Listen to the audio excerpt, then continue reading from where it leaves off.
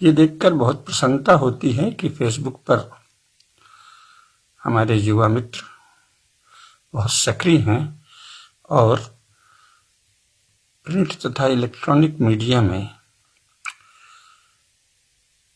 तत्कालीन सरकार के संरक्षण में पूरी तरह कब्जा जमा चुके भारत के प्रति द्वेष और तिरस्कार से भरपूर अपने को कम्युनिस्ट या सेकुलर कहने वाले झूठे लोगों से आच्छादित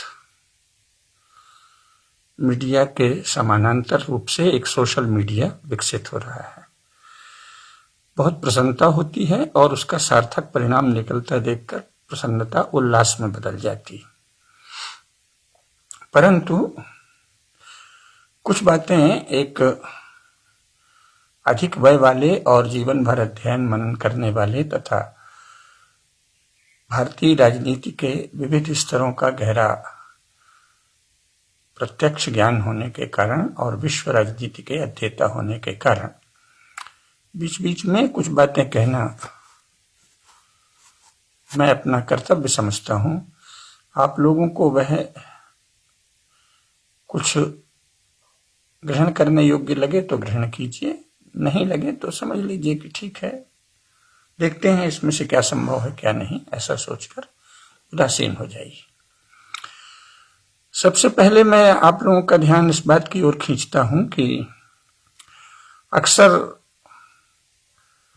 हिंदुत्व के और भारत के सत्य के समर्थक लोग बड़े उत्साह से कहते हैं कि अगर कोई आपसे पूछे कि अंग्रेजों और मुसलमानों के भारत पर आने के पहले भारत के पास था ही क्या, तो फिर कोई एक विवरण दे देंगे, कोई बड़ा नक्शा दे देंगे वेद उपनिषद आदि आदि का, या और जानकारी जो हमारे महान वैज्ञानिक हैं, महान गणितज्ञ हैं, महान शास्त्रज्ञ हैं, महान कलाविद हैं, महान पुरातत्वविद हैं आदि आदि, बड़े बड़े मंदिर हैं, भव्य महल आदि, सब लोग देने लगते हैं कि ये बता दो, उसके मुंह पर ये मारो, ठीक है ना। यहां मैं आपका ध्यान एक बात की ओर आकर्षित करना चाहता हूं कि आपके संपर्क में ऐसे दुष्ट और जड़मती लोग क्यों हैं? आखिर क्या कारण है कि ऐसा भद्दा प्रश्न पूछने की वो आपसे हिम्मत कर पाते हैं और आप में से कोई उनसे कुछ प्रश्न नहीं पूछ पाता, बस सफाई देने लगता है। तो आपने उनको अपना मास्टर और स्वयं को उनका स्टूडेंट मान लिया है, वो गुरुजी हैं, आप उनके चेले हैं। आपने क्या समझ रखा है? कोई भी महामूर्ख, नितांत जड़ बुद्धि अथवा दुष्ट व्यक्ति चला आएगा आपसे कोई प्रश्न पूछने, कहीं भी सड़क में या मीडिया में या किसी सभा में, और आप उसका उत्तर देने लगेंगे। आप कोई दीनहीन हैं, निरीह हैं, निराश्रित हैं, आप उसके बंधुआ मजदूर हैं। अच्छी तरह इन बातों पर विचार कीजिए, है ना। कभी किसी को उत्तर मत दीजिए, वो जिस विचार का भी हो। अगर वो इंग्लैंड और उसका समर्थक है तो उससे पूछिए कि इंग्लैंड के पास 18वीं शताब्दी तक क्या था रे, तू ही बता। अगर उसे ये पता ही नहीं है कि 18वीं शताब्दी तक इंग्लैंड 20 राज्यों में बंटा था, भूखमरी, कंगाली, दरिद्रता, रोग, भयंकर अन्याय, क्रूरता, स्त्रियों के साथ पैशाचिक दुष्टता, इससे भरपूर साक्षात नरक का क्षेत्र था, तो वो आपसे क्या बात कर रहा है? और अगर आपको ये नहीं पता है तो पहले आप, अगर वह इंग्लैंड का समर्थक है तो कहिए कि हम पहले इंग्लैंड का अध्ययन कर लेंगे तब तुमसे बात करेंगे, हम पहले तुमको जानेंगे, तुम हमको जानो, उससे अच्छा है हम पहले तुमको जानने की कोशिश करेंगे। ऐसे कहिए, सबको उत्तर मत देने लगिए, देख हमारे पास ये था, अरे वो कौन है भाई वो आपका? ऐसे प्रश्न करने वाले ज्यादातर लोग बुद्धि से लफंगे और छिछोरे होते हैं, वो आपको दबाना चाहते हैं, इस मूल बात को आप नहीं जानते। और जब आप उन्हें उत्तर देने लगते हैं तो मानो आप उनके दबाए जाने का अधिकार सुरक्षित मान लेते हैं और उनके समक्ष मानो विनत होकर अपनी सफाई देते हैं। ये शोभा नहीं देता। हिंदू समाज जैसे गौरवशाली समाज के सदस्य को यह बात शोभा नहीं देती कि लफंगों के झुंड आकर कोई भी प्रश्न कर लें, कोई भी बात कर लें, कह दें अरे तुम्हारे पास था ही क्या, अरे तुम तो ये नहीं थे। ये वो लोग, ज्यादातर ऐसी बातें वो लोग करते हैं जो स्वयं या तो लुच्चे लफंगे हैं या बिल्कुल कुछ नहीं जानते और भारत के महत्व को नहीं जानते। तो उनसे कहिए कि पहले तुम भारत के विषय में कुछ जान लो, और नहीं तो नहीं जानना चाहते, हम ही से जानना चाहते हो तो पहले हम तुम्हारे बारे में जानेंगे, तुम जिसके भी प्रशंसक हो। तो वो या तो इंग्लैंड का होगा या यूरोप का होगा या अमेरिका का होगा, तो उसके विषय में जान लीजिए। जल्दी मत कीजिए उत्तर देने की, कुछ नहीं मिले तो हम ही से पूछ लीजिए, हमने हजारों पुस्तकें पढ़ी हैं तो उसके कुछ अंश बता देंगे, है ना। या हम लोगों की पुस्तकों में बहुत कुछ तथ्य दिया है, वो पढ़ लीजिए, तो कहना ही क्या है। अथवा आप स्वयं पढ़ लीजिए, ठीक है, या हमसे पूछ लीजिए, लेकिन उसको उत्तर मत देने लगिए। नहीं नहीं तुम क्या जानो और समझते नहीं हो भारत, ऐसे ये कोई भला आदमी इस तरह के प्रश्न नहीं पूछता है, ये दुष्ट लोग पूछते हैं, बहुत ही दुष्ट लोग, क्योंकि वो किसी तरह आपको नीचा दिखाना चाहते हैं। उनके मन में जिज्ञासा नहीं है। ऐसी जिज्ञासा कैसे हो सकती है? यहां तक कि कांग्रेस पार्टी, जिसने कि भारत को सब तरह से नीचा दिखाने की बहुत कोशिश की, उसके भी किसी बड़े नेता ने आज तक ये नहीं कहा कि भारत के पास कुछ नहीं था। भारत में शासक बनने के लिए उनको भारत की प्रशंसा तो हर जगह करनी ही पड़ती है, सभाओं में, लेखों में, कहीं भी किसी भी आयोजन में, तो भारत की प्रशंसा तो कांग्रेसी भी करते हैं, और मुख्य शासक दल तो कांग्रेस ही रहा है भारत में, और भाजपाई भी करते हैं जो वर्तमान शासक दल है, और समाजवादी में भी जो थोड़ा बहुत पढ़ा लिखा है वो कुछ प्रशंसा करेगा, कुछ दोष गिनाएगा। इनके सिवाय भारत में बोलने लायक कौन है? और आपके कौन से दोस्त हैं जो इस तरह के प्रश्न करते हैं? तो अपने दोस्ती को दुरुस्त कीजिए। अगर दोस्त वही बने रहते हैं तो आप उनको उत्तर देने से पहले उनके विषय में जानिए और उनके विषय में प्रश्न कीजिए। उसके लिए ये आवश्यक है कि आप इस मूल तथ्य को जान लें कि इस तरह के प्रश्न पूछने वाले कोई जिज्ञासु नहीं होते। तो वो क्या होते हैं? वो आपको दबाना चाहते हैं, वो आपको नीचा दिखाना चाहते हैं, वो भारत द्वेषी होते हैं। वो किसी भी तरह, आप कितने भी प्रमाण दे दें, वो फिर कोई लफंगों जैसा सवाल करेंगे। तो इसमें मत, सोशल मीडिया या कोई भी जो बात हम कहते हैं कहीं भी आकाश में, तो वो एक चिदाकाश में गूंज जाती है। इन लोगों ने क्या किया है? भारत के चिदाकाश को भारत के विरुद्ध झूठी और गंदी बातों से घटाटोप मचा रखा है, जिससे हर नए व्यक्ति को वही सुनाई पड़ता है, भारत की निंदा, हिंदू समाज की निंदा, हिंदू समाज की बुराई। ये कैसे हुआ? 47 तक तो सब लोग प्रशंसा कर रहे थे, सब लोग जय जयकार कर रहे थे। जवाहरलाल नेहरू ने भी ऐसी कोई निंदा तो नहीं की भारत की। इंदिरा गांधी तो बहुत बड़ी अपने को भारत प्रेमी ही बताते बताते चली गई। फिर ये कहां से आया? तो इसलिए कि चिदाकाश में, ये जो भारत का चिदाकाश है, जिसमें शिक्षा और मीडिया का आकाश आता है, इसमें इन लोगों ने भारत के विरुद्ध झूठ, गप, घृणा और तिरस्कार का घटाटोप मचा दिया है ना। इसलिए ऐसे जल्दी में उत्तर मत दीजिए, बिल्कुल उत्तर मत दीजिए किसी को ये कहिए कि ये मत दिखाइए कि हमारे पास ये भी था वो भी था। ये बहुत मूर्खतापूर्ण बातें हैं। वो आपका गुरु नहीं है और वो आपका प्रतिस्पर्धी होने लायक भी नहीं है, और वस्तुतः वह आपका मित्र भी होने लायक नहीं है। तो एक तो कभी भी इस तरह आतुरता से बता दो, जो हम जो कहते हैं कि अंग्रेजों और मुसलमानों के पहले भारत में क्या था, तो लो ये बता दो, इस तरह से नहीं। अगर आपको जानकारी देनी ही है सोशल मीडिया में, तो सीधे कहिए कि देखिए भारत में ये था। हमारे सभी मित्र जो नहीं जानते हों उनके लिए हम प्रेम से ये जानकारी देना चाहते हैं, ऐसे कहिए। आपकी किसी भी टिप्पणी से ये नहीं लगना चाहिए कि जो भारत के प्रति द्वेष और द्रोह का भाव रखने वाले दुष्ट लोग हैं, उनसे आप दब रहे हैं, उनसे आप झुक रहे हैं, उनको आप जवाब देने को मजबूर हैं और आप उनसे कोई सवाल पूछने की हैसियत में नहीं है, ऐसा नहीं लगना चाहिए। एक तो ये बहुत महत्वपूर्ण बात मैं कहना चाहता था, क्योंकि मैंने सोचा है कि छोटी छोटी टुकड़ों में ही बात कहूंगा, तो एक दूसरी बात और कह के आज की ये संक्षिप्त वार्ता समाप्त करेंगे। दूसरी बात यह है कि कोई भी दिन आता है, कोई भी प्रसंग आता है, जैसे कि अभी मातृभाषा दिवस उन्होंने घोषित कर दी। वो कैसे घोषित करते हैं उस पर अलग से चर्चा करेंगे। एक टिप्पणी मैंने लिखी ही थी कि इस तरह के जब दिवस घोषित करते हैं तो वो दिवस उन्हीं चीजों का घोषित होता है जिसको उन्होंने खा लिया है, नष्ट कर लिया है, पचा लिया है ना। तो हमने दुनिया भर की सभ्यताएं पचा ली, तो अलग अलग किसी सभ्यता का दिन रख देंगे। कल को वो इंका डे मनाने लगेंगे जिसको इन्होंने अभी 300 साल पहले नष्ट कर दिया। जो भारत की ही सभ्यता थी, पेरू में इंका सभ्यता, मैं सभ्यता मैक्सिको में थी, सबको हजम कर गए, खा लिए, झूठा आरोप लगाकर, धोखे से युद्ध करके, छल करके, दगाबाजी करके इन्होंने अभी 300 साल पहले इंका सभ्यता, मैं सभ्यता और बड़ी बड़ी सभ्यताओं को खा लिया है। ऐसे राक्षस हैं। तो इसलिए फिर वो उसको छिपाने के लिए दिवस मनाते हैं। आपने अपने पेरेंट्स को ओल्ड एज होम में डाल लिया, तो फिर एक दिन फादर्स डे मनाइए, एक दिन मदर्स डे मनाइए। और आपकी मातृभाषाएं कुचल दी गई, तो फिर ये दिखाने को कि हम मातृभाषाओं को संरक्षण दे रहे हैं, मातृभाषा दिन मनाइए। तो आप मनाइए, उसी बहाने चलिए याद करते हैं। लेकिन मातृभाषा दिवस अगर आप मना रहे हैं, हिंदी दिवस मना रहे हैं, कोई भी दिवस मना रहे हैं, उदाहरण के लिए केवल एक दो बातें कह रहा हूं, ऐसे हर विषय में मैं अलग से बताया करूंगा।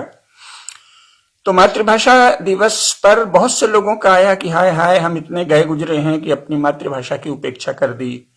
अथवा कई बार लोग कहते हैं कि धिक्कार है इस समाज को जो अपनी मातृभाषा का ही संरक्षण नहीं कर रहा है, अंग्रेजी के पीछे दौड़ रहा है। हर विषय में ऐसा ही होता है। कोई भी बात आएगी तो हिंदू समाज को लगे दो गाली, अभी भी हिंदू समाज में ये है, अभी भी हिंदू समाज में ये है। हिंदू समाज ऐसा है कि इन घटिया सिनेमा के पीछे दौड़ता है, और अमुक अमुक जो दुष्ट हिंदू समाज से घृणा करने वाले मुसलमान अभिनेता अभिनेत्री हैं, नट नटी हैं, उनके पीछे पागल है, वगैरह वगैरह वगैरह। इस तरह की टिप्पणी होती रहती। ये सर्वथा अनुचित है। पहले आप मातृभाषा दिवस की बात में कर दूं। भाई, किसी भी विषय को अगर आप सचमुच इतने गंभीर हैं, जय हो जिया जी जय हो, अगर आप सचमुच इतने गंभीर हैं, अगर आपकी वेदना गहरी है, अगर आप भारत की दुर्दशा से, हीन दशा से अथवा शासन की गई गुजरी स्थिति से सचमुच बहुत दुखी हैं, तो फिर गंभीर होइए, अर्थात उसके कारणों को समझिए। ठीक है ना। प्रक्रिया क्या चलती है, जैसे वर्तमान राज्य किन आधारों पर चल रहा है, इसका आपको अध्ययन करना चाहिए। ठीक है कि इन्होंने शिक्षा की ऐसी व्यवस्था कर ली है कि भारत में राजनीति शास्त्र का न केवल महाविद्यालयीन प्रारंभिक बीए आदि में अध्ययन करने वाले, बल्कि और उच्चतर अध्ययन में भी राजनीति शास्त्र के विश्वव्यापी सिद्धांत पढ़ाए नहीं जाते, छल पूर्वक उसे छिपाया जाता है, और कुछ भी सजा सजाया कोई एक परिभाषा, मैंने ये नहीं बताया कि सच्चाई क्या है दुनिया में राजनीति की। ये भारत में राजनीति शास्त्र की कक्षाओं में पढ़ाया ही नहीं जाता। किताबी बातें बताई जाती हैं जिनका कहीं कोई अस्तित्व नहीं है। तो इसलिए आपको स्वयं शुरू में बल्कि काफी अच्छा लिखा जाता था। डॉक्टर आशीर्वादम थे, उन्होंने राजनीति शास्त्र पे जो पुस्तक लिखी थी, प्रारंभ में वो बहुत चलती थी, तो उसमें काफी कुछ बताया जाता था जो सच्चाई बताई जाती थी आधुनिक यूरोपीय राजनीति की। लेकिन अब ऐसा नहीं है। तो बस उनकी कोई भी सुभाषित किस्म की बातें आपने पढ़ ली और परिभाषा रट ली और बस खुश हो गए। तो इससे तो आप दुनिया को नहीं जान पाएंगे। तो ये देश कैसे चल रहा है, किन राजनीतिक आधारों पर चल रहा है, इस पर हम बहुत पोस्ट में चर्चा भी कर चुके हैं, आगे भी करेंगे। अभी आज केवल मातृभाषा तक सीमित है, लेकिन उसकी ये बैकग्राउंड, उसकी ये पृष्ठभूमि बतानी जरूरी है। तो जैसे हम लोग इस पर विचार कभी नहीं करते कि राज्य चल कैसे रहा है, और विचार भी करेंगे तो फिर केवल निराशाजनक करेंगे। ये नहीं जानेंगे ये राज्यकर्ता लोग भारतीय समाज के साथ बहुत प्रकार से अन्याय कर रहे हैं, ये भी सत्य है, लेकिन बहुत से अधिकार हमें मिले हुए हैं एक नागरिक के नाते स्वतंत्र, ये भी तो सत्य है। और इसमें बहुत से अधिकार लोकतंत्र में मिले हुए हैं, अपने अधिकारों का उचित प्रयोग ही हमने नहीं किया, कभी कुछ मांगा ही नहीं। और ये जो आधुनिक राज्य व्यवस्था है, इसमें राजा कहने को तो जनप्रतिनिधि है, पर वस्तुतः जब से दलीय राजनीति आ गई है तो प्रतिनिधि नहीं होते, वो अपनी ही विचारधारा के प्रतिनिधि होते हैं। तो समाज से चूंकि उन्हें वोट लेना है, तो जब आप दबाव बनाते हैं तब वो उधर झुकते हैं। इस बात को तथाकथित अल्पसंख्यकों ने तो खूब समझ लिया, वो संगठित होकर दबाव बनाते हैं। आपस में उनमें जबरदस्त मतभेद है, जबरदस्त लड़ाइयां हैं। हर मुसलमान संप्रदाय में सैकड़ों लड़ाइयां हैं, मुस्लिम संप्रदाय परस्पर लड़ते हैं, ईसाई चर्च अलग अलग बहुत बुरी तरह लड़ते हैं, लेकिन इस बात में सहमत है कि कहां किस तरह से बरतना और भारत राज्य को कैसे दबाव देना। तो वो तो हमारे शासकों से दबाव देके अपने लिए दुनिया भर की सुविधाएं उन्होंने ले ली, तो भाई उनको भी तो केवल वोटिंग राइट ही है ना। तो हम लोगों ने तो कोई दबाव ही नहीं दिया, ये दबाव तक नहीं दिया कि बहुसंख्यकों के धर्म यानी हिंदू धर्म को भारत में, भारत के राज्य के द्वारा कम से कम उतना संरक्षण मिले जितना संरक्षण अल्पसंख्यकों के मजहब या रिलीजन को मिल रहा है। आज तक हिंदुओं ने संगठित होकर ये मांग नहीं की, और किसी पार्टी ने अपने मन से ये बात सोची भी नहीं कि चलो भाई हमने मांग नहीं की तो क्या हुआ, हमारे ही घर के लड़के लड़कियां हैं, शासन में गए हैं, तो किसी ने ये मांग नहीं की, सोचा ही नहीं। किसी राजनीतिक दल के घोषणा पत्र में ये बात नहीं है कि हम हिंदू धर्म को भी कम से कम वैसा संरक्षण अवश्य प्रदान करेंगे सत्ता में आने पर जैसा अल्पसंख्यकों के मजहब और रिलीजन को मिला हुआ है। किसी पार्टी ने आज तक ये घोषणा ही नहीं की, और व्यवहार में बराबर केवल इस्लाम और ईसाइयत को विशेष संरक्षण, सरकारी खजाने से धन देकर उसकी पढ़ाई की व्यवस्था, हिंदुओं के टैक्स से संचित, हिंदुओं के टैक्स से भी पोषित भारत के सरकारी खजाने से इस्लाम और ईसाइयत की शिक्षा और प्रचार प्रसार का सारा काम चल रहा है। क्योंकि उन्होंने हल्ला मचाया और आपने ध्यान ही नहीं दिया, और उनके कुछ चाटुकार आ जाएंगे, वो कह देंगे नहीं नहीं क्या करें, वो संविधान में ऐसा, जैसे संविधान भगवान ने बना के भेजा हो। एक तो संविधान में ऐसा कुछ है ही नहीं, और अगर हो भी तो 100 संशोधन हो चुके हैं, आप भी 2-4 संशोधन करा लीजिएगा, क्या समस्या है। संविधान को आपने कोई दुर्गम पहाड़ कैसे समझ लिया है, हिमालय कैसे समझ लिया है। आजकल तो हिमालय में भी चढ़ी जाते हैं चढ़ने वाले। तो संविधान में अगर कुछ गड़बड़ है, पहले तो है ही नहीं, ऐसी गड़बड़ी उसकी बात करते हैं, और अगर है ही तो बदल जाएगा। 100 संशोधन हो गए, 1-2 और संशोधन हो जाएंगे भाई।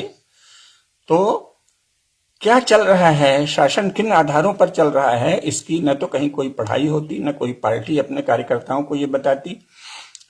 सबसे पहले कांग्रेस ने अपने कार्यकर्ताओं को झूठ बोलकर और धोखे में रखकर केवल अपने सेवक बनाने की राजनीति चलाई। धीरे धीरे अन्य पार्टियां भी उसी दिशा में जा रही हैं, वो अलग बात है। लेकिन लोकतंत्र का हम ये फायदा ले सकते हैं कि यदि हम सत्य को बारंबार कहेंगे तो वातावरण में वो फैलेगा, चिदाकाश में वो फैलेगा।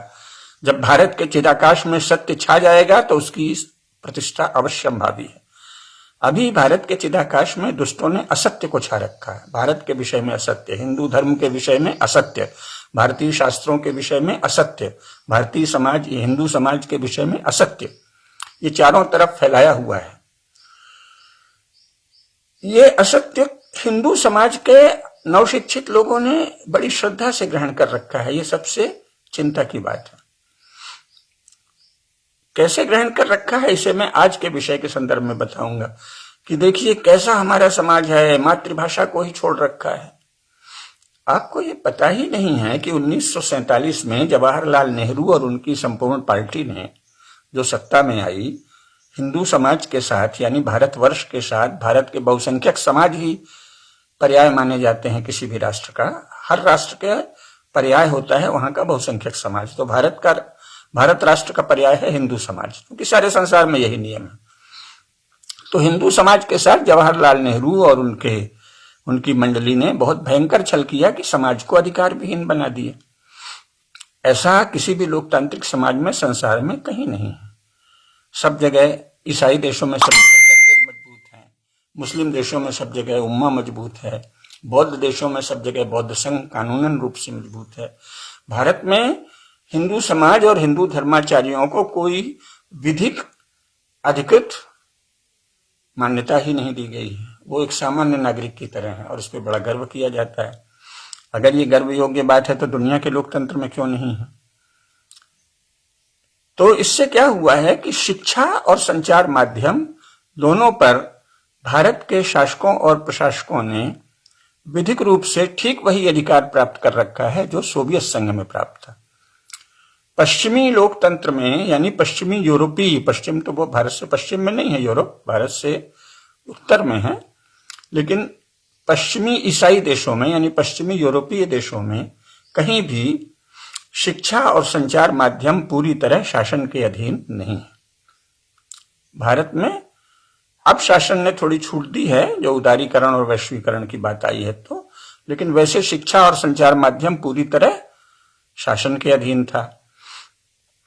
तो हम कैसे सोचते हैं, एक शिशु पैदा होता है तो एक तो पिछले जन्म के संस्कार लेके आता है, ऐसी हिंदू समाज का ज्ञान है, लेकिन वो ज्ञान भी तो लुप्त हो गया है समाज से। तो अभी उसकी बात फिर किसी अन्य संदर्भ में करेंगे। मुख्य बात यह है कि बच्चा जब आया तो वो जब बड़ा हुआ तो वो वही सोचेगा ना जो उसे बड़े लोग बताएंगे। इसीलिए भारत में कहा गया समस्त शिक्षा वृद्ध संवाद है। वृद्ध यानी ग्रोन अप पीपुल। अपने से बड़े लोग अपने से छोटों को वय में, जानकारी में, हर विषय में, जो जिस विषय में अधिक जानकार है वो अपने से कम जानकार को अच्छे से जो समझाता और बताता है वही शिक्षा है। तो समस्त शिक्षा वृद्ध संवाद है। और मन कैसे बनता है, बुद्धि कैसे बनती है, शिक्षा से बनती है। तो आपने बचपन में अपने माता पिता से सुना, बड़ों से सुना, फिर माता पिता ने भी किन्हीं अन्य बड़ों से सुन रखा है, और फिर आप शाला गए, विद्यालय गए, स्कूल गए, वहां आपने शिक्षक से सुना, फिर कॉलेज गए, यूनिवर्सिटी गए, वहां सब जो सुना, संचार माध्यमों के द्वारा जो पढ़ा, टेलीविजन से, चैनल से, मीडिया से, इलेक्ट्रॉनिक मीडिया से, प्रिंट मीडिया से जो कुछ सुना, जो कुछ पढ़ा, देखा भी वही ना, लिखित के रूप में, जानकारी के रूप में जो कुछ देखा, वह सब वो है जो भारत से मन ही मन द्रोह और दुराव रखने वाले शासकों और प्रशासकों ने आपको बताया। तो इसमें सबसे बड़ी बात यह भी शामिल है कि केवल बताया नहीं, साथ ही उन्होंने आप पर थोपा। तो अगर अंग्रेजी थोप दी गई है सब स्तरों पर, आपको मातृभाषा में शिक्षा नहीं दे, यह निर्णय किसने लिया? हम लोगों ने तो नहीं लिया ना। सामान्य भारतीयों ने, परंपरागत भारतीयों ने, संस्कारी भारतीयों ने, धर्माचार्यों ने, धर्मनिष्ठ हिंदुओं ने तो कभी ये नहीं कहा कि हमको मातृभाषा में शिक्षा मत दो। और अंग्रेजों के पहले तक समस्त शिक्षा मातृभाषा में दी जाती थी। ये स्वयं ब्रिटिश रिकॉर्ड है, भारतीय साक्ष्य है, प्रमाण है, छपी हुई पुस्तक है, स्वयं अंग्रेजों के अभिलेख हैं। तो भारतीय भाषाओं में शिक्षा तो जाने कितने प्राचीन समय से भारत में दी ही जाती थी, और उच्चतम शिक्षा दी जाती थी, गणित की भी, विज्ञान की भी, सभी शास्त्रों की, चिकित्सा की भी, और साथ ही साहित्य, कला आदि की भी, सबकी शिक्षा दी ही जाती थी। तो हमारी शिक्षा मातृभाषा में नहीं हो, भारतीय भाषा में नहीं हो, ये निर्णय हमने नहीं लिया है। मेरी स्मरण शक्ति बचपन में अभूतपूर्व थी, अद्भुत थी, चमत्कारिक थी। अब थोड़ी कम हो गई है, पर अभी भी बहुत अच्छी है। तो मुझे 3 वर्ष के बाद की बहुत सी चीजें, लगभग सभी मुख्य चीजें याद हैं। जब मैं 3 वर्ष का था, जब गांधी जी की शव यात्रा निकली थी और फिर वो बाद में जगह जगह अस्थि विसर्जन हुआ था, मैं बहुत छोटा था, गोदी में लेकर मुझे खड़े थे लोग, लेकिन मुझे याद है। तो 1948 या 1949-50 कह लीजिए से आज तक की सभी प्रमुख राजनीतिक घटनाएं मुझे अच्छी तरह याद हैं, क्योंकि मेरी रुचि ही जन्म से देश में थी। देशभक्ति मेरा पिछले जन्मों का संस्कार था, इसलिए मैं देश की घटनाओं पे बहुत ध्यान देता था। विगत जन्मों के संस्कार के कारण होश आया, तब से ही मैं प्रचंड देशभक्त था। तो इसलिए मुझे अच्छी तरह याद है कि भारत में आज तक कहीं भी हिंदुओं ने कभी यह मांग नहीं की कि हमको मातृभाषा में शिक्षा मत दो। तो शिक्षा किसने दी? जो लोग शासन में आए। जाहिर है कि वो अपने समाज से द्वेष और द्रोह रखने वाले लोग थे, या किसी अन्य से उनका कोई अनुबंध था, इसलिए उन्होंने भारत में मातृभाषा का दमन किया। लेकिन ये अभी आज का विषय भी नहीं है। आज का विषय यह है कि जब आप कहते हैं कि देखो हम कैसे लोग हैं, अपनी मातृभाषा त्याग रखे हैं, तब आप उत्पीड़ित को उत्पीड़ित कर रहे हैं। जिस समाज से उसकी भाषा जबरन छीनी गई, जिस समाज की भाषा में उच्चतम शिक्षा इसके पहले तक निरंतर दी जाती थी, उस समाज की भाषा शासकों और प्रशासकों ने बलपूर्वक रौंद दी, दबा दी, कुचल दी। शिक्षा का उसे माध्यम नहीं रहने दिया। और ऊपर से आप उसी को भाषण, अब आप लोगों की उम्र की भाषा अगर बोलें तो आप उसी को भाषण पेलते हैं। जवानों की भाषा अगर लें तो कहेंगे अच्छा ऊपर से तुम भाषण पेलते हो, और मैं कहूंगा कि आप जले पर नमक छिड़कते हैं।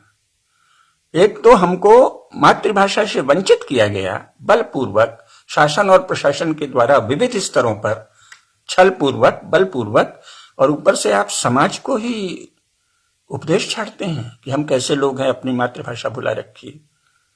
आप कैसे लोग हैं कि आपकी बुद्धि इतनी दीनहीन है? ऐसा लगता है कि अंग्रेजी की अथवा अंग्रेजी की जूठन की शिक्षा के कारण स्वयं आपका मस्तिष्क सुप्त है। आप जड़ और तमस में डूबे हुए हैं। आपको यही नहीं पता कि भारत में मातृभाषा का दमन और उत्पीड़न शासकों और प्रशासकों ने किया है।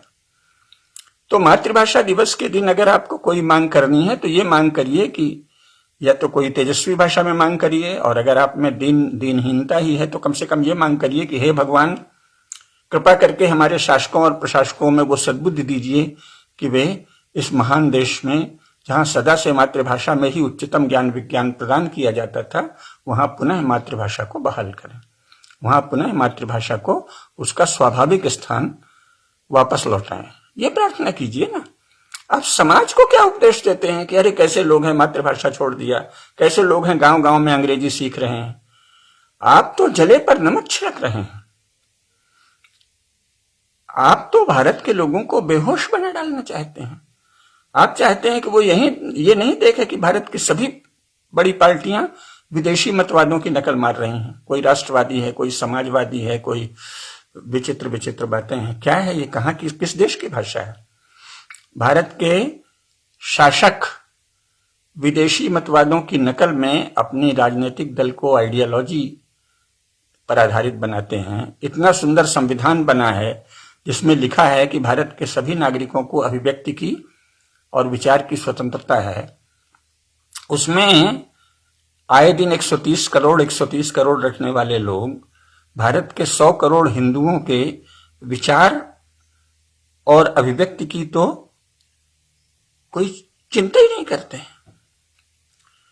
भाई, भारत के लोगों की अपनी एक ज्ञान परंपरा है, विचार परंपरा है, विस्तृत परंपरा है, राजनीति शास्त्र की परंपरा है। आप उसका अध्ययन क्यों नहीं करते भाई? पार्टी के लोग इतने प्रधानमंत्री हुए हैं, राष्ट्रपति हुए हैं, वर्तमान में भी हैं, देश के बड़े बड़े दल हैं, उनके अध्यक्ष हैं, महामंत्री हैं, प्रधानमंत्री हैं, मुख्यमंत्री हैं, केंद्रीय मंत्री हैं, वो राज्यपाल हैं। वो भारत के विचार को क्यों नहीं पढ़ते? कोई समाजवादी सोशलिस्ट पार्टी बना लिया है। अभी सोशलिस्ट नितांत अपरिचित शब्द, जिसका न सींग पता न पूंछ पता। 100 प्रकार के सोशलिज्म है दुनिया में। तो कोई कहता है कांग्रेस भी सोशलिस्ट है, और तथाकथित सोशलिस्ट भी सोशलिस्ट हैं, और बसपा भी सोशलिस्ट है। ये कहां की भाषा चल रही है? 14% जनसंख्या को केंद्रित करके जो लोग राजनीति कर रहे हैं वो अपने को बहुजन कर रहे हैं, बहुजन कह रहे हैं। 14% को बहुजन करना किस संसार की भाषा है? न भारत की है, न विश्व की। तो बसपा किस आधार पर बहुजन समाज पार्टी है? मायावती और काशीराम किस आधार पर बहुजनों के नेता हैं? 14% से अधिक तो उनको कोई, उनकी सबके अलग अलग पार्टियां हैं। अगर आप जाति को, समाज को ऐसे बांटते हैं, नहीं तो फिर पूरे समाज के नेता बनिए। और अगर आप समाज को बांटते ही हैं तो फिर आप केवल, सच्चाई तो यह है कि आप केवल जाति विशेष के नेता हैं, या बहुत हुआ तो अनुसूचित जातियों के हो गए। पता नहीं, अनुसूचित जातियों में भी बहुत सारे नेता हैं, बहुत सारे धड़े हैं। तो आप अपने को बहुजन क्यों कहते हैं? तो वो अपने को समाजवादी क्यों कहते हैं? समाजवाद तो अभारतीय शब्द है, हमें पता ही नहीं समाजवाद का क्या अर्थ होता है, जिसकी सींग नहीं पता, पूंछ नहीं पता। और भाजपा राष्ट्रवादी क्यों कहती है? भाई, राष्ट्रभक्त कहो, देशभक्त कहो, और धर्म और अधर्म, पाप और पुण्य, नीति और अनीति की बात क्यों नहीं होती? तो सारी भाषा तो अंग्रेजी के अनुवाद की होती है ना। भारत का प्रत्येक राजनीतिक दल ऐसे मतवाद का समर्थक और पुरस्कारक है जो अंग्रेजी या अंग्रेजी के अनुवाद के द्वारा प्रचलित शब्द हैं। समाजवाद, राष्ट्रवाद, ये सब क्या है? विदेशी शब्द हैं। इनका भारत में न कभी परंपरा रही है, न कोई साधारण आदमी इनको जानता। केवल सक्रिय राजनीति कर्मी ही इसे जानते हैं। तो जब भारत के शीर्षस्थ राजपुरुष और शीर्षस्थ प्रशासक अंग्रेजी में बात करते हैं, तो गांव देहात का आदमी थोड़ी भी हैसियत होने से ही अगर ये सोचता है कि हम भी अपने बच्चे को अंग्रेजी पढ़ा दें, तो उसमें क्या गलत करता है? तो मातृभाषाओं की उपेक्षा के लिए कौन दोषी है? भारत के अब तक के सभी राष्ट्रपति और प्रधानमंत्री और सभी प्रमुख नेता और सभी कैबिनेट सेक्रेटरी और चीफ सेक्रेटरी और सारे सेक्रेटरी, सारे विभागों के और अन्य additional secretary, joint secretary, deputy secretary आदि आदि सब शीर्षस्थ प्रशासक दोषी हैं ना। भारत में मातृभाषा की उपेक्षा के लिए अब तक भारत के राष्ट्रपति हुए लोग, भारत के प्रधानमंत्री हुए लोग, भारत के केंद्रीय मंत्री हुए लोग, भारत के शीर्षस्थ प्रशासक लोग जिम्मेदार हैं ना।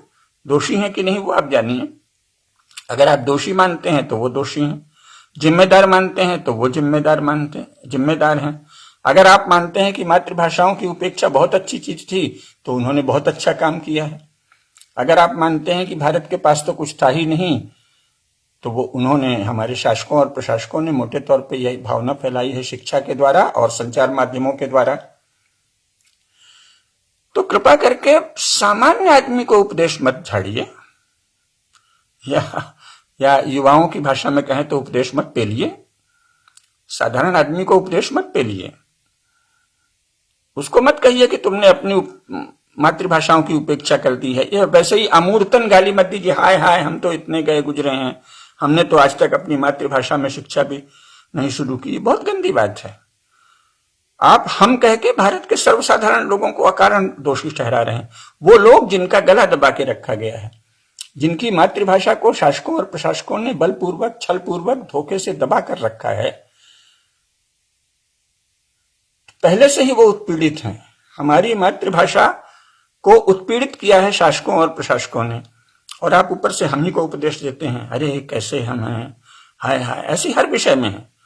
हिंदू समाज को कहेंगे, आजकल बहुत से लोग आ रहे हैं, बड़े अच्छे ब्रह्मचारी सधे हुए हैं, बल भी है, बुद्धि भी है, लेकिन मूल बात का ज्ञान नहीं है।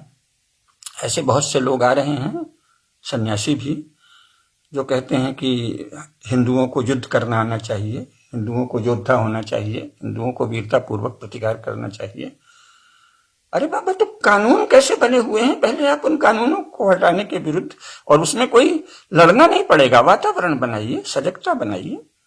कैसे कैसे कानून बने हैं कि जिससे हर प्रकार से हिंदू समाज की वीरता समाप्त हो, ऐसी शिक्षा दी जा रही है, संचार माध्यमों से ऐसा प्रचार किया जा रहा है, और ये काम शासक और प्रशासक कर रहे हैं। वही जो अपने आप को बहुत बड़ा भारतीयता वाला भी बताते हैं। पहले कांग्रेस भी अपने आप को प्रचंड भारतीयता वाली बताती रही। भारत का गौरव बता बताकर, अपने को भारत के गौरव का रक्षक बता बताकर भारत को दबाया और कुचला गया है, ये ध्यान दीजिए। किसी माई के लाल में या लाली में आज तक ये हिम्मत नहीं रही कि उसने भारत की निंदा करके भारत को दबाया हो, ये कह के कि तुम दबाने लायक हो। न तो किसी मुसलमान ने कभी ये घोषणा की कि हिंदू धर्म को हम नष्ट करेंगे इसलिए युद्ध कर रहे हैं। एक भी युद्ध इस घोषणा के साथ नहीं चला है कि मैं मुसलमान हूं, राजा हूं या नवाब हूं, और मैं हिंदू धर्म को कुफ्र मानता हूं, उसको नष्ट कर दूंगा इसलिए लड़ूंगा। किसी मुस्लिम जागीरदार और राजा ने कभी ये नहीं कहा है। बाद में जो किस्से लिखे गए हैं वो नहीं, जो युद्ध हुए हैं उनके रिकॉर्ड मौजूद हैं। भारत के भीतर किसी मुस्लिम जागीरदार की ये हिम्मत नहीं हुई, जो अपने को बादशाह वगैरह बाद में चाटुकारों के द्वारा कहलवाया है, उन क्षुद्र लोगों की कभी ये हिम्मत नहीं थी कि वो कहें कि हम हिंदू धर्म के विरुद्ध यह युद्ध कर रहे हैं, क्योंकि उनमें से हर एक की सेना में हिंदू भी शामिल थे, ये ध्यान रखिए।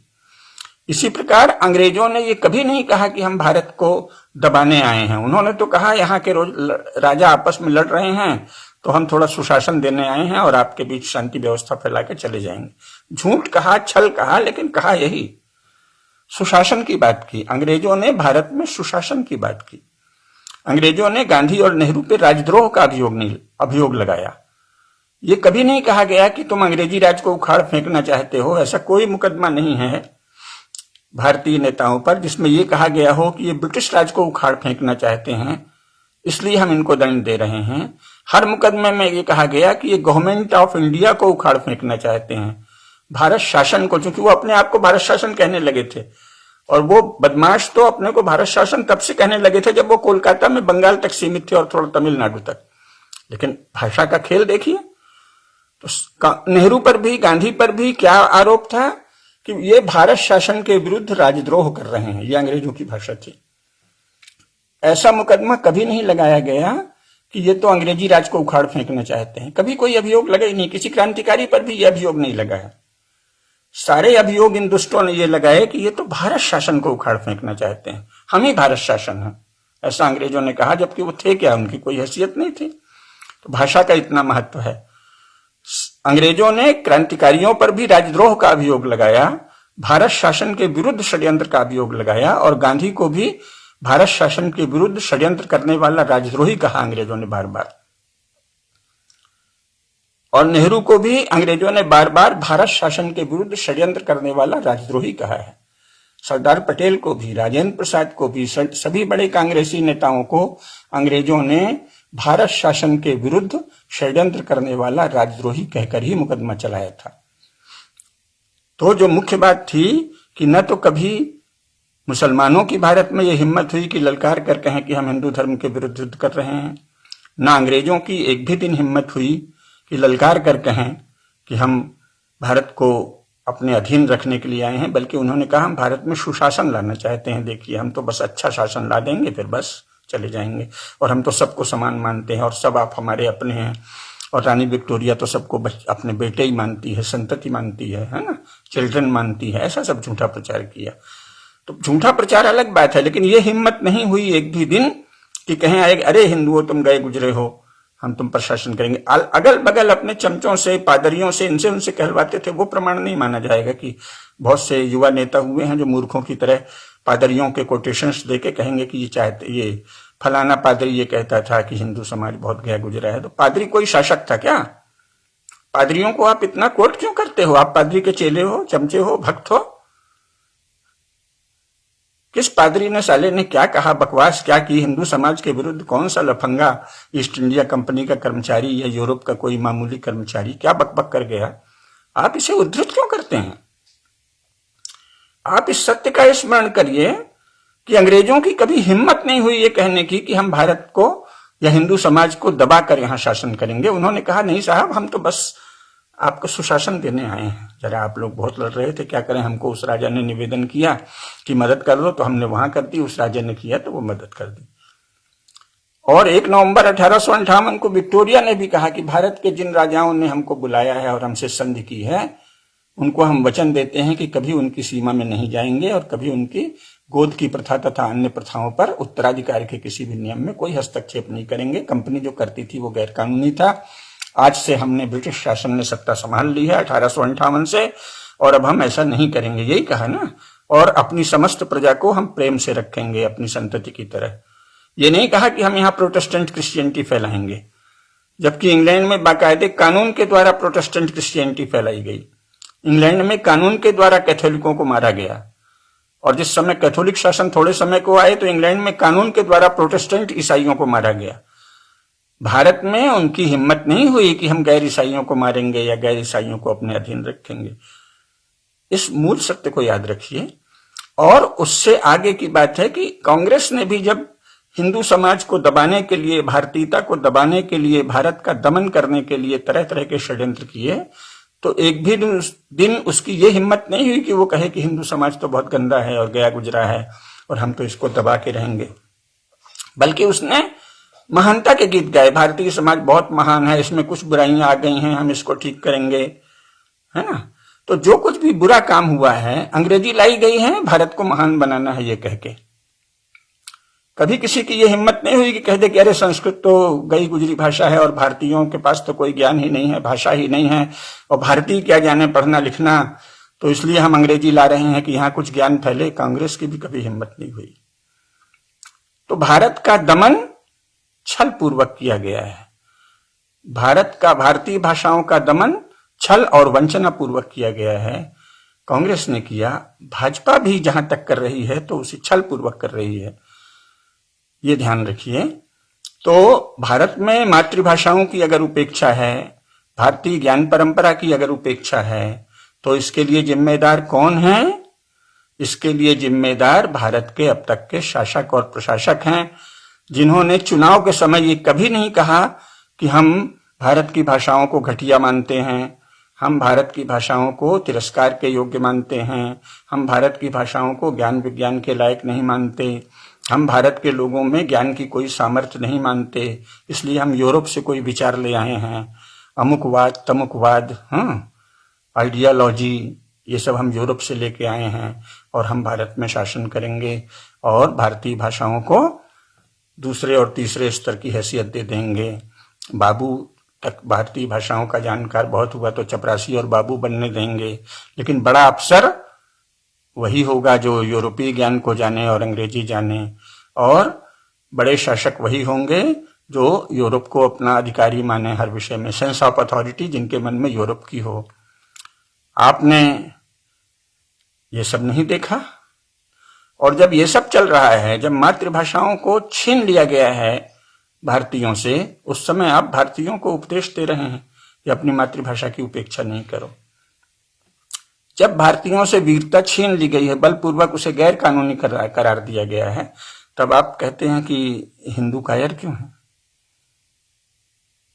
भाई ये तो संसार में कहीं नहीं होना चाहिए, और भारत में ये कभी नहीं था कि कोई हमारी बहन बेटी की इज्जत लूटे तो हम जाके थाने में रिपोर्ट करें और फिर पुलिस आए तो जब चाहे जैसी चाहे पुलिस जैसे काम करती है उस पर अधिक टिप्पणी मैं नहीं करूंगा। तो कैसे लोग बदला लें जब आपने जो आवश्यक प्रतिशोध है उससे तक हिंदुओं को वंचित कर रखा है। हमारे साथ कोई अनाचार अत्याचार करे तो उसके प्रतिशोध का हमें स्वयं हक होना चाहिए ना, हमें स्वयं अधिकार होना चाहिए। बहुत हो तो आप स्थानीय पंचायत या खाप पंचायत या जातीय पंचायत को ये अधिकार दे दो। पुलिस कहां से आती है इसमें? और पुलिस के पास जाएंगे रिपोर्ट लगाने, तब तक वो पता नहीं कहां चले जाएंगे, क्या क्या घपला कर लेंगे, और फिर आप कहेंगे कि आप हिंदू समाज में वीरता नहीं है, हिंदू समाज को वीर बनाना, हिंदू समाज में मातृभाषा के प्रति प्रेम नहीं है। तो कृपा करके अपनी जानकारी को ठीक कीजिए, शांत चित्त से देखिए कि स्थिति क्या है। हिंदू समाज में ऐसी कोई बुराई नहीं है, हिंदू समाज वीरता की खान है। आखिर हमारे ही समाज से लड़के जाते हैं ना सेना में, और लड़कियां भी अब जाने लगी हैं कैसे वीर और प्रतापी और प्रचंड निकलते हैं। भारतीय सेना में कौन है? तो आप ये कैसे कह सकते हैं कि हिंदुओं में युद्ध करने की सामर्थ्य नहीं है या युद्ध की इच्छा नहीं है? तो जो वो नहीं कर पा रहे हैं उसके लिए गलत कानून जिम्मेदार है, उसके लिए दोषपूर्ण कानून जिम्मेदार है। हिंदुओं की वीरता को कानून के द्वारा दबाया गया है। मांग करनी हो तो इसकी मांग करनी चाहिए कि हिंदुओं को फिर से वीरता की अभिव्यक्ति करने की सामर्थ्य लौटाई जाए। कोई हमारे मोहल्ले में आकर बलवा कर रहा है तो मोहल्ले के सब लोगों को यह पूरा अधिकार होना चाहिए कि उसे घेर कर वहीं मार डालें और जला दें। इसको कानून हाथ में लेना नहीं कहते। ये कहाँ का कानून आपने बना रखा है? इसकी मांग करनी चाहिए। हमारे इलाके में कोई बलवाई भीड़ आए तो हम उसको वहीं घेर कर जला दें जिंदा। ये हमारा अधिकार होना चाहिए। कानूनन ऐसे कानून बनने चाहिए, और कानून संसद में कभी भी बनाए जा सकते हैं कि अगर कोई बलवाई भीड़ किसी बस्ती में आती है और उस बस्ती के सब लोगों को या बहुजन को, बहुमत को ये लगता है कि अब तो पूरे अस्तित्व पर खतरा है, तो उनका यह प्रथम कर्तव्य है कि उन सबको घेर कर वहीं जला दें, जिंदा जला दें, एक भी व्यक्ति को बचने नहीं दें। और शासन का इसको पूर्ण समर्थन मिलेगा, और ऐसे बलवाइयों को जिंदा जलाने पर पुरस्कार और पारितोषिक दिया जाएगा। ये कानून बनाने में कोई समस्या नहीं है। तो इस कानून की मांग कीजिए, बजाय इसके कि ललकारना कि अरे हिंदुओं तुम कायर हो, तुम में तो कुछ भी नहीं है। आप उनको उकसा के कानूनों में फंसा देंगे, दुनिया भर के मुकदमे चलेंगे, पुलिस की पौबारा, अदालत की पौबारा। पहले तो पुलिस पैसे खाएगी, फिर इसके बाद अदालत में वकील पैसे खाएंगे, फिर कहीं कहीं माननीय न्यायाधीश लोग भी खाते ही हैं, ये सच है, भले बुरा माने। तो आप तो फंसाना चाहते हैं, हिंदू समाज बुरी तरह फंस जाए मुकदमेबाजी में। हिंदू समाज को वीरता सिखाने की आवश्यकता नहीं है, वीरता के अवसर देने की मांग करिए शासन से और प्रशासन से। हिंदुओं की वीरता, हिंदुओं की देशभक्ति, हिंदुओं की सत्यनिष्ठा, हिंदुओं की धर्मनिष्ठा, हिंदुओं का स्वभाषा प्रेम शासन और प्रशासन ने कानून के जरिए गलत कानून बनाते हुए बाधित कर रखा है। इस सत्य को जानना चाहिए।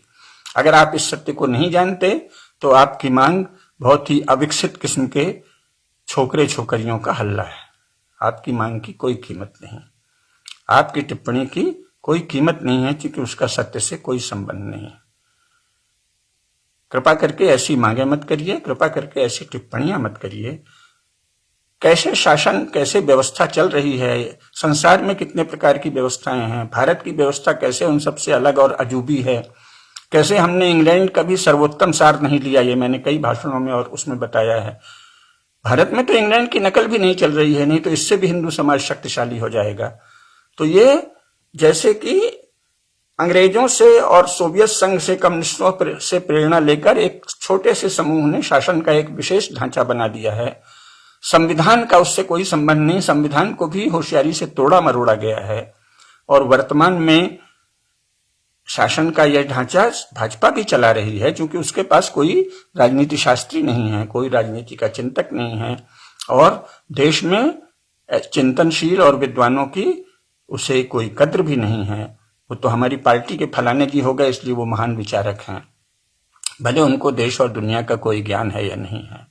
एक भी प्रकोष्ठ ऐसा नहीं बना है जिसमें देश और दुनिया की शास्त्रों की, राजनीति शास्त्र की और नियमों की, शासन और प्रशासन की पद्धतियों की जानकारी एकत्र की जाए और ज्ञान एकत्र किया जाए।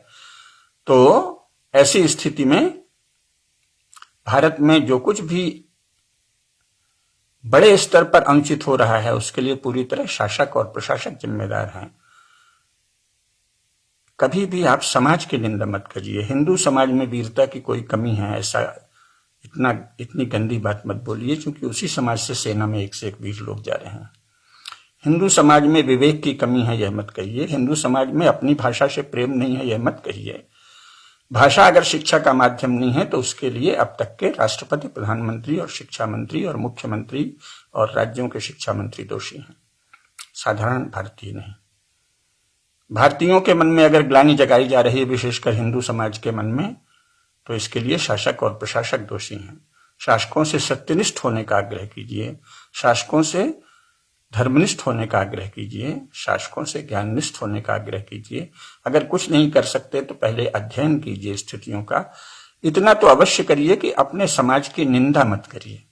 हिंदू समाज में ये नहीं है, हिंदू समाज में वो नहीं है। आपको कुछ काका गाका नहीं पता। आपको ना हिंदू समाज का कुछ पता है ना दुनिया का। जैसे ही आप ये बोलते हैं पता चल जाता है, देखिए बुरा मत मानिए, पता चल जाता है कि आप महामूर्ख हैं। हिंदू समाज की निंदा जैसे ही आपके मुंह से निकलती है आप महामूर्ख नजर आते हैं, क्योंकि दुष्ट नहीं है। ज्यादातर लोग जो इस तरह की निंदा करते हैं वो दुष्ट नहीं, मूर्ख हैं। उन्हें संसार का पता नहीं, भारत का पता नहीं, बक बक बक बक। वो उन्हें ये भी नहीं पता कि हम क्या बोल रहे हैं। वो बोल रहे हैं जो मीडिया ने और गलत ढंग की कुशिक्षा फैलाने वाली तथा कथित शिक्षण संस्थाओं ने फैलाया है। और शिक्षा और संचार माध्यम दोनों पर शासन का भयंकर नियंत्रण रहा है 60 वर्षों तक, और अभी भी बड़ी सीमा तक है। इसलिए वहां ज्ञान नहीं फैलने दिया जाता। संचार माध्यम तो सब अफवाहबाजी और गपशप के केंद्र बन रहे हैं, और शिक्षा माध्यमों में विज्ञान की पढ़ाई तो ठीक हो रही है, ह्यूमैनिटीज में केवल गप और झूठ पढ़ाया जा रहा है। इतिहास और राजनीति शास्त्र और समाज शास्त्र के सभी संकायों और विभागों में सतही और बहुत ही उथली जानकारियां बताई जा रही हैं। विश्व किन राजनीतिक आधारों से चल रहा है इसको भारत में पढ़ाया ही नहीं जाता। भारत का राज्य वस्तुतः किन आधारों पर चल रहा है इसको विस्तार से नहीं पढ़ाया जाता। कैसे भारत के नागरिकों को केवल वोटिंग पावर है, जो कि एक तरह का राज्याभिषेक करने का है, कि जिस दिन राजा का अभिषेक होगा तो हम भी फूल पत्ती दे दें, एक दोना दे दें, एक पान का बीड़ा दे दें, उसकी जगह आप वोट दे दें। वोट देना राज्याभिषेक में सहभागी होना है, वोट देना सत्ता में सहभागी होना नहीं है। भारत के लोगों से पूछकर आज तक शासन का कोई कानून नहीं बना है। अपनी पार्टी के लोगों से पूछा है या विदेशियों से पूछा है, सारे कानून ऐसे बने हैं, थोड़े से मुट्ठी भर लोगों ने आपस में सोचकर बनाया है। इसलिए वोट देने का आपको जो अधिकार मिला हुआ है वो राज्याभिषेक का अधिकार है, गद्दी में तिलक करने का। वो कोई राइट टू रूल नहीं है। Voting right is not right to rule. Vote देने का अधिकार शासन का अधिकार नहीं है। भारतीयों को शासन का अधिकार यह संविधान देता है, लेकिन इसके अनुसार व्यवस्था बनाना शासकों और प्रशासकों का कर्तव्य है। हमको शासकों और प्रशासकों पर इसका दबाव बनाना चाहिए कि जो भारतीय संविधान की मूल भावना है कि भारत के लोगों को शासन का अधिकार मिले, उसके अनुसार संस्थाएं बनाओ। ये केवल वोट देने से शासन का अधिकार नहीं प्राप्त होता। नीतियां कैसे बन रही हैं, पढ़ाया क्या जा रहा है, मातृभाषा भारतीय भाषाओं में ज्ञान क्यों नहीं दिया जाता। कोई भी यूरोप की भाषा भारतीय भाषाओं से अधिक सुदृढ़ नहीं है। बांग्ला से, तमिल से, तेलुगु से, मराठी से, गुजराती से, असमिया से, हिंदी से। न तो फ्रेंच ज्यादा शक्तिशाली है, न जर्मन, न हंगरी की भाषा, न चेक भाषा, न पोल्स्का की भाषा, और सभी जगह उनकी भाषाओं में शिक्षा हो रही है। न रूसी भाषा, रूसी भाषा तमिल से, तेलुगु से, हिंदी से, मराठी से, बांग्ला से, गुजराती से बहुत कमजोर भाषा है, बहुत ही निर्बल भाषा है। और वहां रूस में रूसी भाषा में ही सारी पढ़ाई हुई। तो भाषा में कोई कमी नहीं है, शासकों और प्रशासकों की नीयत खराब है, अथवा ज्ञान तो हम नहीं कहेंगे, जब ये दुनिया भर के लोगों के संपर्क में आते हैं तो सारी बातें पता चल जाती हैं। दुर्भाग्य की बात है कि भारत के शासक भारत के लोगों से सच को छिपाते रहे हैं, और अब ऐसा बहुत बड़ा वर्ग तैयार हो गया है जो तोते की तरह उनकी भाषा को रटता है और समाज की निंदा करता है। मातृभाषा के प्रश्न पर भी बहुत से लोगों ने हिंदू समाज की या भारतीय समाज की निंदा की कि कैसा समाज है, हमने अभी तक मातृभाषा को प्रतिष्ठा नहीं दी। अरे हमको अधिकार कहाँ दिया गया है? मातृभाषा की हम प्रतिष्ठा करें, इसका हमको अधिकार ही नहीं दिया गया है। मातृभाषा में हमें शिक्षा लेने का अधिकार ही नहीं दिया गया है। आपने दुनिया भर के अलग अलग जगह बोर्ड बना रखे हैं, फिर विश्वविद्यालय अनुदान आयोग है, वहां सब जगह मान्यता चाहिए ना। सच तो यह है कि जब तक भारत में शिक्षा विभाग है, भारतीय शिक्षा विभाग और राज्यों का शिक्षा विभाग, तब तक भारत स्वतंत्र नहीं है। क्योंकि शिक्षा विभाग राजनेताओं और अफसरों का विभाग नहीं होना चाहिए ना। शिक्षा विभाग तो भारत के विद्वानों का विभाग होना चाहिए। तो भारत सरकार को शिक्षा संरक्षण विभाग बनाना चाहिए। केंद्र स्तर पर भी शिक्षा संरक्षण या मानव संसाधन संरक्षण विभाग होना चाहिए। शिक्षा विभाग तत्काल भंग होना चाहिए, क्योंकि शिक्षा, नेता क्या जाने शिक्षा क्या होती है और अफसर क्या जाने शिक्षा क्या होती है। उसने जीवन भर क्या किया है? नेता ने राजनीति के दांव पेच सीखे हैं कि लोगों को कैसे इकट्ठा करना, जोड़ना, है ना। और अफसरों ने लॉ एंड ऑर्डर कैसे मेंटेन करना, विधि और व्यवस्था, ये सीखी। इनका शिक्षा से तो बहुत कम रिश्ता है ना, थोड़ा सा। शिक्षा का मुख्य अधिकारी कौन है? भारत के ज्ञानी, विद्वान, धर्माचार्य, उन सबकी महासभा हो, और या तो सबको अपने अपने ढंग से शिक्षा करने दी जाए, लेकिन उसके सुपरविजन का, कि वो कोई शिक्षा के नाम पर गलत बात न पढ़ाएं, झूठ न पढ़ाएं। इसीलिए मैंने कहा भारतवर्ष का शिक्षा विभाग तत्काल भंग होना चाहिए और शिक्षा संरक्षण विभाग होना चाहिए, है ना। और राज्यों में भी शिक्षा संरक्षण विभाग होना चाहिए, जो वहां के राज्य की ज्ञान परंपरा का संरक्षण करे। तो उसके स्थान पर शिक्षा विभाग बनाया। शिक्षा विभाग को विश्वविद्यालय अनुदान आयोग और बोर्ड के अधीन किया। बोर्ड में नेताओं के इशारे से लोगों की नियुक्ति होती है। यूजीसी में नेताओं के इशारे से लोगों की नियुक्ति होती है। नेता को कुल आता है भीड़ जुटाना और वोट लेने का तौर तरीका और भाषण देने का, और अफसरों को आता है लॉ एंड ऑर्डर मेंटेन करने का। शिक्षा तो आपके यहाँ उपेक्षित है। शिक्षा विभाग का अर्थ है शिक्षा का नाश करने वाला विभाग, शिक्षा का दमन करने वाला विभाग, शिक्षा को खत्म कर देने वाला विभाग। उसे ही भारत में शिक्षा विभाग कहा जाता है। सरकार में शिक्षा विभाग नहीं होना चाहिए, सरकार में शिक्षा संरक्षण विभाग होना चाहिए। तब लोग स्वयं अपनी मातृभाषा में शिक्षा लेंगे। आप चाहो तो कुछ समय के लिए दो तरह के विश्वविद्यालय, दो तरह के विश्वविद्यालय अनुदान आयोग भी बना दो, या दो तरह के विश्वविद्यालयों की श्रृंखला बना दो। एक वो जो अपनी ही भाषाओं में शिक्षा लेना चाहें, उनको भी उच्चतम उपाधियां मिलने का उतना ही समान महत्व हो, उस उपाधियों का और अधिकार हो। और कुछ लोग जो कहें कि नहीं, हमको तो अंग्रेजी अथवा विदेशी भाषा ही सीखनी है, क्योंकि हमको जीवन में विदेश ही ज्यादा जाना है या विदेशियों की ही सेवा करनी है, तो चलो उनको शुरू में छूट दे दो, क्योंकि आप में, हमारे भारत शासन में अभी तक कोई दल ऐसा नहीं है जिसमें इससे अधिक दम हो। चुटकुलेबाजी के लिए लोग कह देते हैं कि हम लुटियन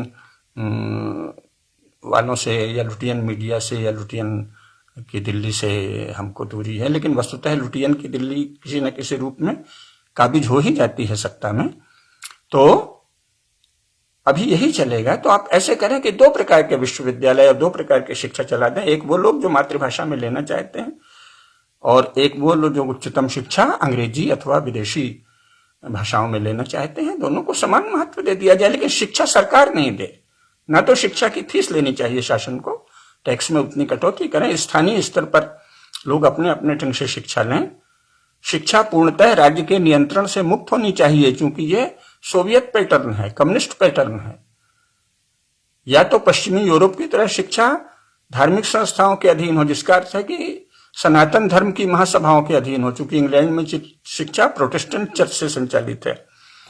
अलग अलग यूरोपीय देशों में प्रोटेस्टेंट चर्च या लुथेरियन चर्च या कैथोलिक चर्च से शिक्षा संचालित है। तो भारत में हिंदू धर्म के द्वारा शिक्षा संचालित होगी।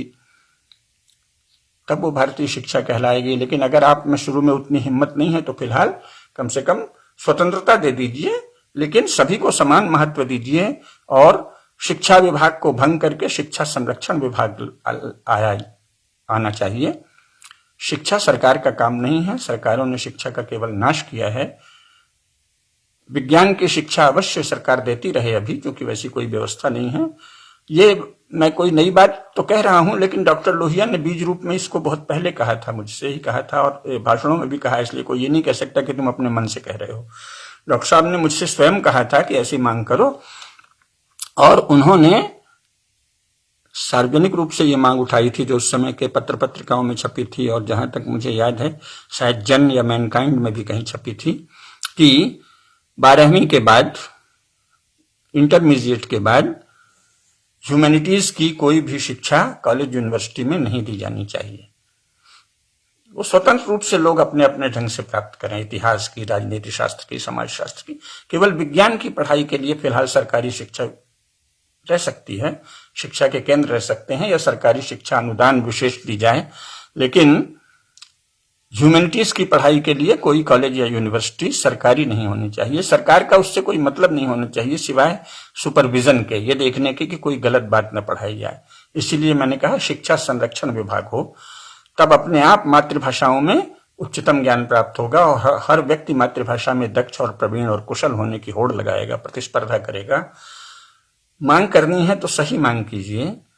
अपने समाज को इसके लिए दोष देने की आदत छोड़ दीजिए कि मातृभाषा की उपेक्षा किए हुए हैं। देखो, कोई मातृभाषा का महत्व नहीं समझता। साधारण आदमी के महत्व समझने से कुछ नहीं होता, क्योंकि शासन ने संपूर्ण नियंत्रण अपने हाथ में ले रखा है और आपसे केवल राज्याभिषेक का तिलक मांगते हैं, जिसे वोट कहते हैं। वोट क्या है? राज्याभिषेक का तिलक लगाना। राज्य संचालन नहीं है, वोट देने का अधिकार राज्य संचालन का अधिकार नहीं है। तो इसलिए जो शासन कर रहा है उधर ध्यान दीजिए, शासन की कमियों की ओर ध्यान दीजिए, शासन में आवश्यक सुधार की मांग कीजिए। हिंदू समाज की निंदा बंद कर दीजिए। हिंदू समाज में न तो वीरता की कमी है, न ही मातृभाषा के प्रति प्रेम की कमी है, न ही आत्मगौरव की कमी है, न ही अपने सत्यों के ज्ञान की कमी है। बहुत ज्ञान है। कमी जो है वो शासन के द्वारा और प्रशासन के द्वारा आरोपित है। यह बात ध्यान करके तदनुकूल मांग कीजिए। इतना ही कहना है। नमस्कार।